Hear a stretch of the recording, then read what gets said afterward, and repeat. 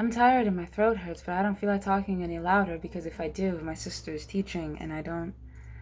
The next one is called An Unkindness of Magicians. I believe there's also a group of animals called An Unkindness, but I can't remember which one. It's by Kat Howard and it's fairy tale, thriller, and dark urban fantasy, and it came out in 2018. So Sydney does a display of magic. That's one of the main characters. This one's got quite a few main characters. She does a display of magic, and it goes unseen by the people that she's affecting, and she ends up getting a job. So that's cool. A lady named Miranda is preparing for a turning. This is when a bunch of magicians fight each other so that one of them can have control of the magical world, I suppose? I don't know. Everybody has to do it, or there will be consequences. The unseen world has to remain that way, and this is how they determine who the head of the unseen world is. So that's cool. Her son has been disinherited, so Gray is gonna join his same as Gray. So Gray's gonna join the fucking turnings. That's fun. His friend Laurent hired Sydney because she's powerful yet unhoused, which is also uncommon. Um, there's also a girl. Her name is Harper. She saw her. She's what's called a mundane. Um, Sydney wants to destroy the unseen world because she owes a debt to the House of Shadows. Is They have a prisoner named Grace dreaming of revenge. I don't know what that means, but she doesn't want to belong to the House of Shadows, but she does. Um, a guy named Ian goes to Miranda and he wants to end the turning, so that's fun. Harper's friend was killed by a magician, which is why she wants in. Ian's sister is his house's champion, so that's fun. So the fighting starts, and yeah, Ian sleeps with Sydney, so I guess that was a thing. Um, yeah. So Sydney wins the thing, and she doesn't destroy the magical world. She gives up her magic to escape her debt to the House of Shadows. Um, I knew a fourth of the way through that Sydney wasn't going to destroy the magic world because she can't use magic without detriment to her health, and she owes a debt to someone. I wanted destruction. Even if her motivation was to watch the world burn, I wanted destruction. But I guess that's not what we're going to get. So the next book is called Clockwork Lives. I really enjoy Clockwork Lives. The way I describe it is it's kind of like when you're playing an RPG game like Skyrim. Instead of like you going and killing Alduin, you like learn about all of the other side characters. That's kind of what Clockwork Lives is about, but like good. It's by Kevin J. Anderson and Neil Peart, and it's steampunk, and it came out in 2015. I didn't really get the steampunk aspect of it, but whatever. Miranda is the main character, and she lacks structure in her life. She wakes up, she does the same things every day. She takes care of her dad, and that's all she has. Her dad tells stories. Miranda doesn't really believe them, and he's kind of sad that she doesn't really he's kind of sad that she doesn't really like experience life, and she's never really left her town or anything like that. So when he dies, he yeah, this I don't think you could ever do this with a will, but it's fantasy, so who cares? He dictates that there's a book that she has to fill up with other people's stories via getting their blood to show the thing, and it'll be a bunch of stories that she's like never heard before. Um, and like she gets angry because if she doesn't do this, then she can't live in their house, and she doesn't want that, but she wants the house, so she has to do this.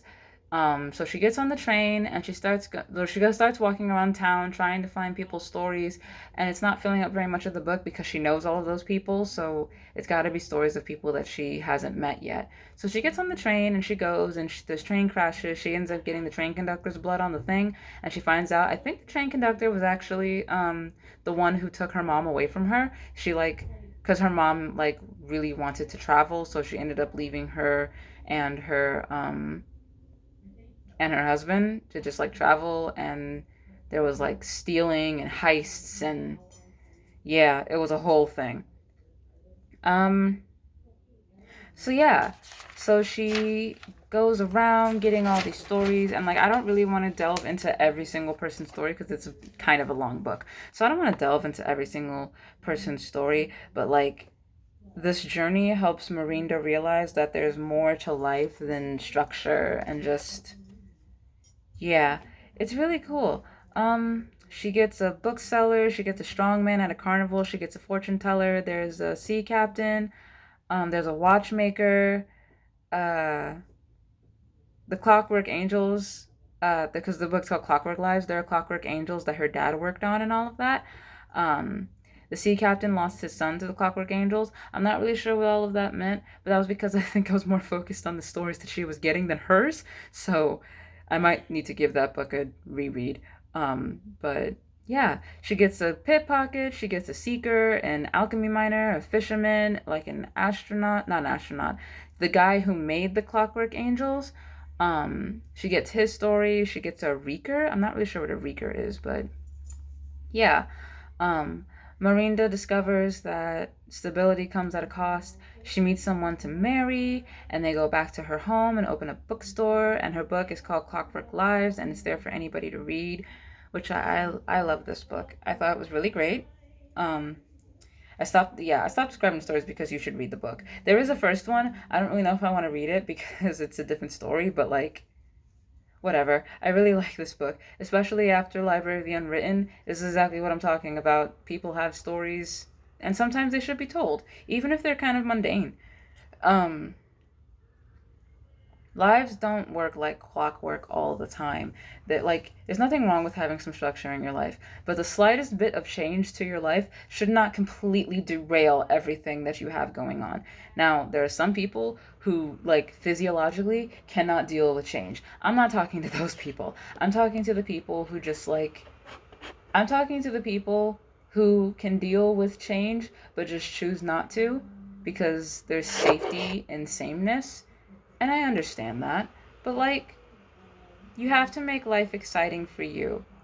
And I have never met a single person who likes doing the same exact thing every single day. Like, that just gets monotonous. That's why a lot of us are losing our minds being inside all the time. Because just being inside all the time and seeing the same people's faces and having to work from home and do the same things every single day is really not great.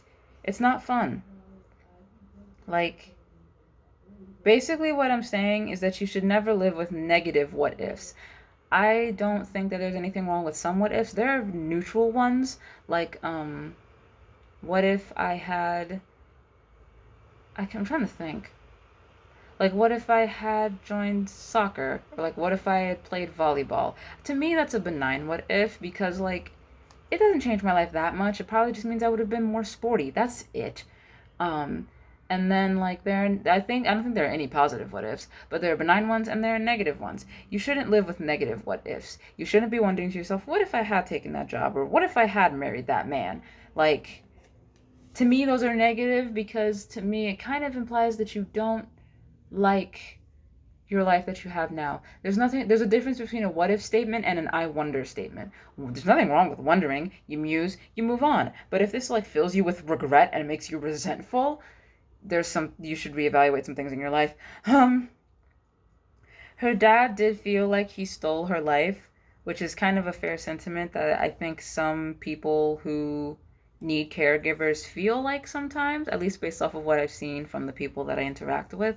It seems like sometimes they feel like, and like for me, because I get migraines and my family has to take care of me when I have a migraine, sometimes it can feel like you're stealing time from people, and I understand that, but also like check in on your caregiver. Make sure that they're okay, and that they've got time to themselves, and all of that stuff, and everything will be fine. Everything will be fine. Because this easy could have been adventure to taking down the tyranny, but it wasn't. And if it had been that, I don't think I would have liked it as much, honestly. Like, this book is really good, in my opinion, and you should read it.